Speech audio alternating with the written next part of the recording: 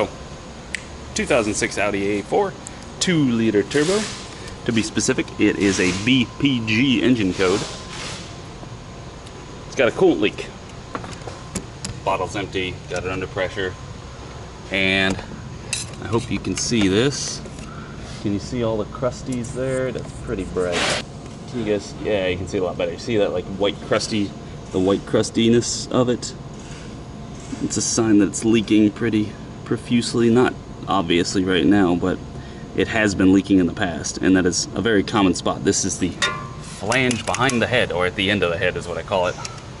Alright, so back here you can see what we've been seeing. This is indications of your coolant leak. Sorry, I'm trying to get the light not to be too damn bright. You can see the oil and the coolant, like it's just kind of all over. A little bit coming from the drain plug. That's not super bad.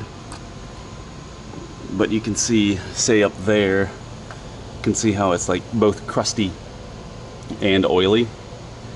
So that is, let me see if I can get you guys right here. You can see how it's coming down from the top of the engine. So actually I'm right now thinking vacuum pump, but there's some like coolant right there on that end of that. You can see that little droplet ready to fall.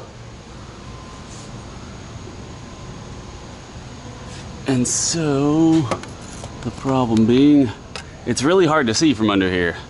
It's really hard to see from the top because it's all shoehorned in here. Even though this of all cars is actually pretty roomy. It's a little cramped at the back and the front, but the sides aren't terrible. So anyway, we'll go back to the top and look for that coolant leak. I'm pretty sure it's the vacuum pump, and that's on the rear of the head. And it's like that. It's in the same spot that the flange is. I have a feeling that the oil leak has been leaking onto the flange and causing that to break down, so it's an oil leak that turned into a coolant leak. That's why you gotta fix your oil leaks, preferably as soon as possible. Some you can get away with for some time, but if they're leaking onto coolant hoses, please fix them soon. All right, I finally got a good perspective as I'm recording this for you guys. Down here, there it is. So there's the flange at the back of the head, and also the oil leak coming off the vacuum pump, which is making all this mess down here. It's making that big mess. And so yeah, I would start with the vacuum pump gaskets, at least, if not a whole vacuum pump, because these things are notorious for leaking pretty bad. And also that flange, which is that plastic housing that you're seeing that's all caked up in coolant because something in there is leaking. Let me get you out of here. So what happens is oil gets onto the housing thusly gets brittle, and then it swells the seals that are inside of the housing, and it cracks the housing, and it makes it leak coolant. See it all the time in 2-liter CCTA motors where the water pump is under the intake, because the valve cover will start, the chain covers will start leaking, getting oil. I have a whole video about this, and then it'll get oil onto the water pump, which will crack the housing and make the water pump leak. This is a timing belt and a regular valve cover, so this doesn't have quite the same issue. Also, the water pump's under there, not under there. So that's what I'm gonna at least recommend to start with. A nice engine wash afterwards too, to clean up all the mess, and then we'll proceed on to the next thing, because this car is in pretty rough shape. There's also transmission codes. There are, I think that was it. Here's just the transmission codes, the oil leaks, the coolant leak. Anyway, I'll let you know if there's more. So the other spot that I want to do is right there. That, I don't know if you can see it, but there's crust all around that. I was looking at it a little closer. I don't think I need to replace the housing. It's just this O-ring here has probably gone bad, and it's starting to leak out of the O-ring, because this is just a metal pipe that plugs into this plastic housing. I'll have to confirm it when I pull the pipe out to make sure it's not like the housing didn't crack or something, but I would just like to start with an O-ring there. Even though this isn't really leaking anymore, because the coolant's doing what it should be doing, which Volkswagen coolant, if you use the appropriate stuff, it gets this kind of white crust, and that helps temporarily seal up coolant leaks, so you can get it fixed, or hopefully not end up on the side of the road. But I don't know if that's intentional, but it's what it does. So I'll recommend an O-ring for that. So we had the check engine light on for an idle control system, RPM higher than expected, P0507, and looked around, checked the rear main seal, checked for crankcase vent valve leaking, checked all that stuff, couldn't find anything there. Just started spraying around, looking to see if anything would affect the fuel trim. Hit the vacuum pump, watch the fuel trim's tank. So the vacuum pump that we already want to replace because it's leaking oil is also leaking air. So 2 birds with 1 stone, hooray! So to sum it up, we want to replace that pump, the flange, the vacuum pump. I want to replace that thermostat O-ring, and the TCM has that range code, which is a TSB about it, 370715 if you're going to look up the number. And that involves basically replace or rebuild the transmission controller, because that's apparently a problem. So, and it says if you have this code, or there's like 3 different codes that TSB talks about. It says if you have any of these codes, replace the TCM. Okay.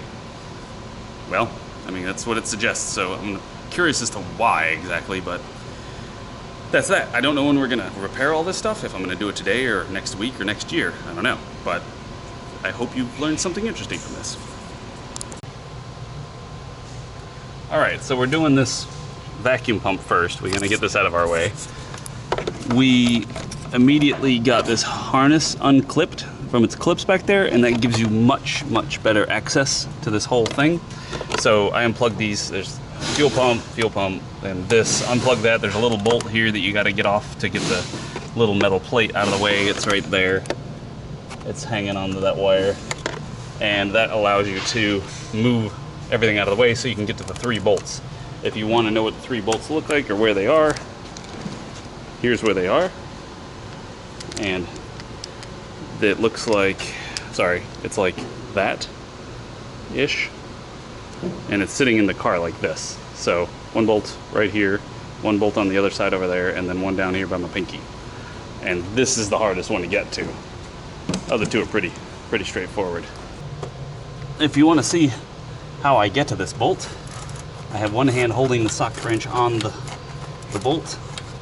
I have a stubby Torx 30, and I'm using this one to actually ratchet it. But this other hand arm that's going all the way through the back is just, I can barely get my finger on it, but it's honored enough that it's keeping it in place. Unfortunately, this bolt has to pretty much be ratcheted the entire way out. It's just delightful. Like most things on cars, it's a pain in the butt. I'll take it out as far as I can before it stops ratcheting, and then hope the bolt doesn't fall. And if it does, we'll have to find it.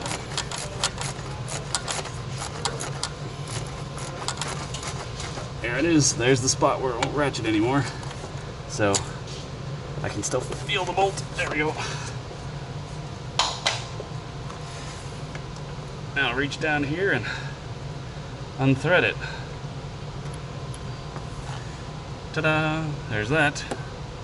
But it does require a very stubby T30. This is T30 Torx. Get a good quality one. The last thing you want to do is strip a bolt back here. So if you have them, spend decent money on them. So we got another one right up here, and then we have another one right here. This is how I'd get to this one. They're pretty tight. So as you can see where my ratchet is.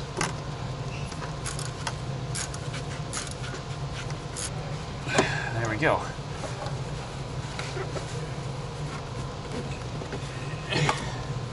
Uh-oh. Is that because this is the updated one, or because it's the wrong one? This is a little bit of oil that just came out, but all this oil has been collecting on the bottom of this, because this just stopped here. And this is what just seeped out. But there's the O-ring, so this internally gets oil through here, and this section gets full of oil, and it ends up leaking out of this seal. See how the top of this is all nasty and gross looking? That's because that vacuum pump is leaking on there pretty profusely, especially when it's running. So that is, oops, where all that mess is coming from, and it's also saturated that flange down there. So next up, that flange, getting that flange off, which is down there. But no, what I'm seeing is the difference is, if you see here, this part has the O-ring right there, this part has the O-ring right there.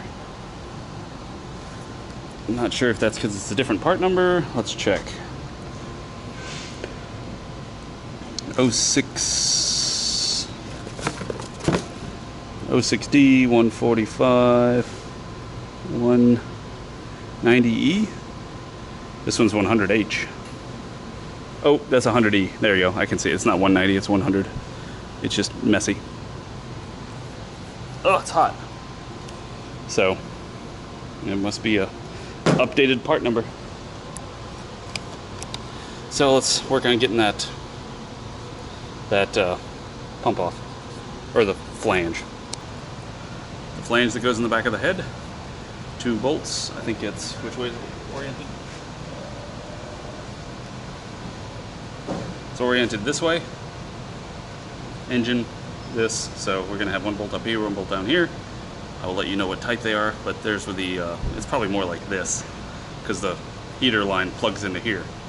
Then you got a coolant temp sensor goes in here, and another hose plugs in there. These are the bolts that hold on the flange. They are a 3/4 8 size, and also this is the optimal depth for what you need to go get them. This by itself is a little too short. You can get it broken loose with this, but it's kind of hard to get it out. The next size up extension I had was like that big, and that was just too big, so a 1-inch extension plus a 3-inch, so 4-inch extension. Perfect. Now let's get the other side loose. And now we see what happened to the flange.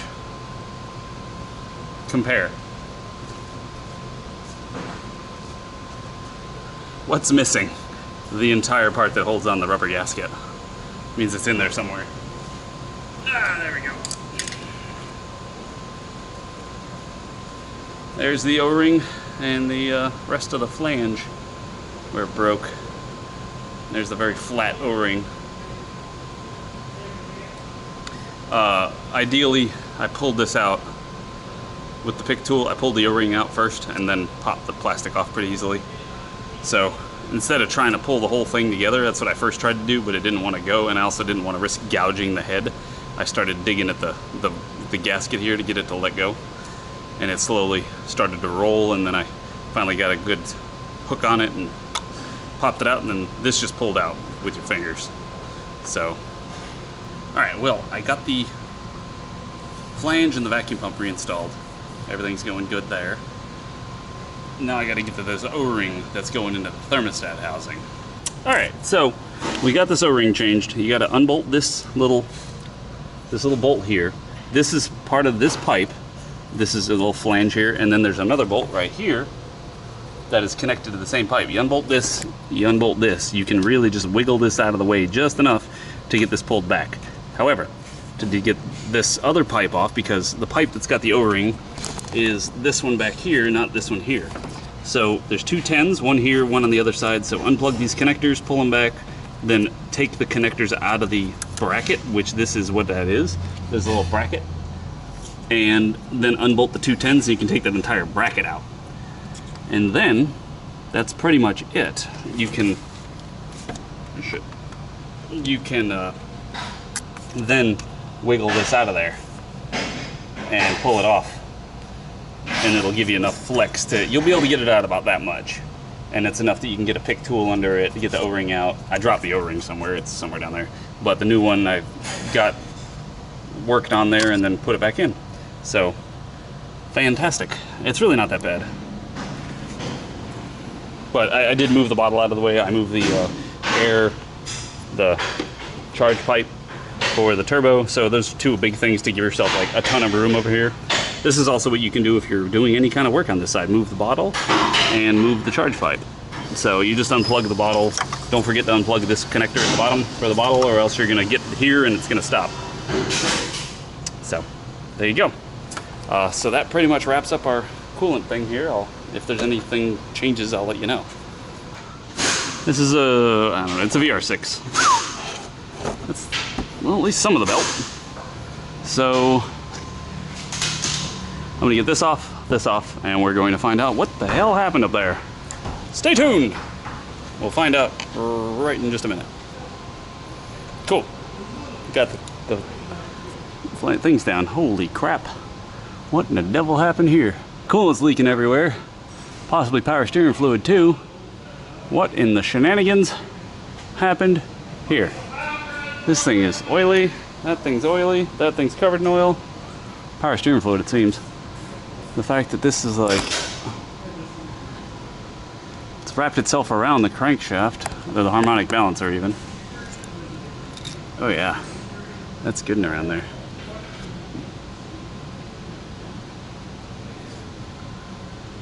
All right, well, let's whip off the belt and find out what happened. This is how you detension this tensioner. Obviously, you don't have to use an impact. That's very loud, but you get the point. So, this is just a custom tool we made.